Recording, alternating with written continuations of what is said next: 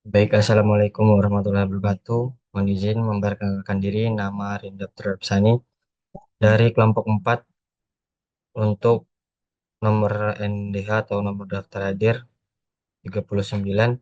Saya berasal dari instansi Dinas Perhubungan Kabupaten Tanah Laut, yakni pada unit pelaksana teknis pelabuhan dan penyeberangan. Di sini saya akan mempresentasikan atau memaparkan dari analisis efektivitas kerja individu saya.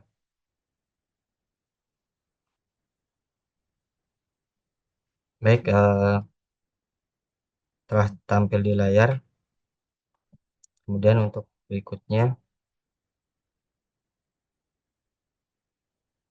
langsung ke tupoksi dan uraian tugas. Di sini tugas pokok melakukan pengawasan dan menyelenggarakan pengelolaan pelabuhan dan penyeberangan, termasuk penyediaan layanan jasa ke pelabuhan, pengaturan lalu lintas kapal, pengawasan keselamatan dan keamanan pelayaran, serta pengelolaan urusan tata usaha kepegawaian dengan fungsi yang pertama pengawasan operasional kegiatan penyeberangan. Kemudian koordinasi penyelesaian masalah pelabuhan dan penyeberangan.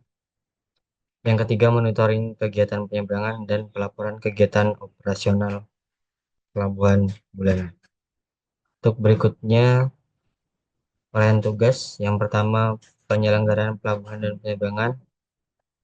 Di antaranya menyelenggarakan pengelolaan pelabuhan sungai, danau, dan penyeberangan, pengatur dan mengendalikan kegiatan penyeberangan, mengawasi kegiatan pelabuhan dan keselamatan, serta menyediakan fasilitas pelabuhan seperti dermaga, gudang, terminal, dan sarana penunjang lainnya. Untuk yang kedua, tugasnya yaitu mengenai keselamatan dan keamanan pelayaran. Yang pertama, menjamin keselamatan dan keamanan pelayaran di pelabuhan dan melaporkan kejadian di perairan pada otoritas terkait atau instansi terkait. Kemudian untuk yang ketiga yaitu pengelolaan dan tata usaha. Yang pertama, penyiapan bahan penyusun rencana induk pelabuhan atau penyeberangan, mengelola urusan tata usaha, kepegawaian, keuangan, hukum, dan hubungan masyarakat, kemudian melaksanakan koordinasi dengan pihak terkait, serta melakukan pemantauan dan evaluasi kinerja, serta tugas-tugas lain seperti yang diberikan oleh kepala dinas atau atasan, dan tugas khusus yang berkaitan dengan kepelabuhanan. Untuk isu atau permasalahan mengenai efektivitas kinerja, yang pertama yaitu keterbatasan sarana dan prasarana kepelabuhanan, yang mana untuk di tanah laut khususnya di pantai Batam Baru belum terdapat prasarana seperti dermaga sehingga untuk pelaksanaan kegiatan penyeberangan eh, hanya berada di bibir pantai. Untuk yang kedua, isunya yaitu koordinasi lintas instansi yang kurang optimal, kemudian kurangnya pelatihan teknis terkait sistem pelabuhan modern yang mana sesuai dengan perkembangan zaman. Kemudian yang keempat, isunya yakni intervensi dari pihak selain yang berkepentingan pada pelabuhan atau penyeberangan dan beban tugas yang tidak seimbang antar staf. Kemudian untuk analisis APKL. APKL sendiri yakni yang terdiri dari aktual, problematik, kekhalayakan, dan kelayakan. Yang mana dalam analisis APKL ini dilakukan dengan isu atau masalah yang sebelumnya tadi dengan diperingkatkan dari 1 sampai 5 sesuai dengan skor yang ada. Kemudian dari setelah dilakukan analisis, yang pertama yaitu keterbatasan sarana dan prasarana pelabuhan mendapatkan total nilai 20, koordinasi lintas instansi kurang optimal, kurangnya pelatihan teknis terkait sistem pelabuhan modern dapat nilai 17, intervensi dari pihak selain yang berkepentingan dengan total 12, dan beban tugas yang tidak seimbang antara staf dengan nilai 14. Berdasarkan nilai total, mendapatkan peringkat satu atau eh, paling menjadi masalah terbesar yakni keterbatasan sarana dan prasarana kepelabuhan. Oleh karena itu mendapatkan peringkat satu dengan nilai total 20. Kemudian akar masalah atau analisis fishbone, yang mana di sini terdiri dari 6 M. Yang pertama yaitu Miser, mengenai kebutuhan belum terukurnya berdasarkan arus atau barang penumpang.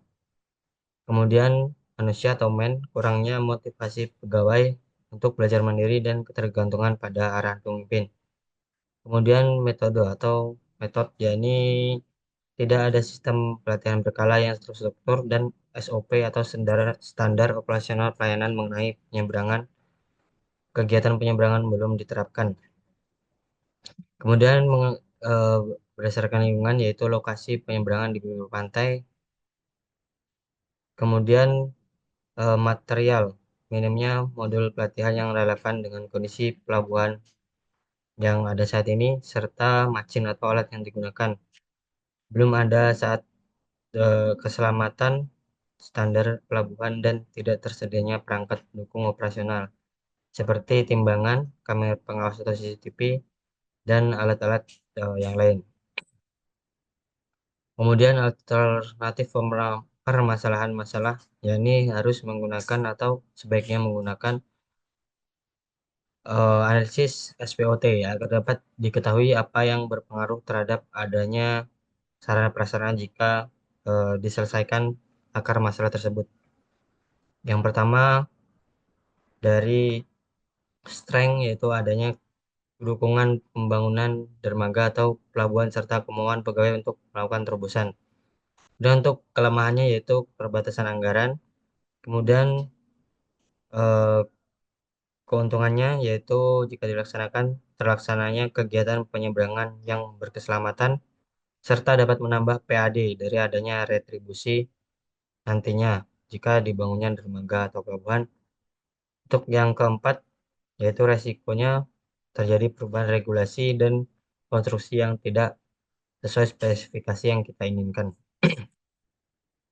Demikian pemaparan saya mengenai analisis isu efektivitas kerja individu di UPT Pelabuhan dan Penyeberangan Dinas Perhubungan Kabupaten Laut. Terima kasih, saya Ridha Prabsani. Salah hilap, maaf. Wassalamualaikum warahmatullahi wabarakatuh.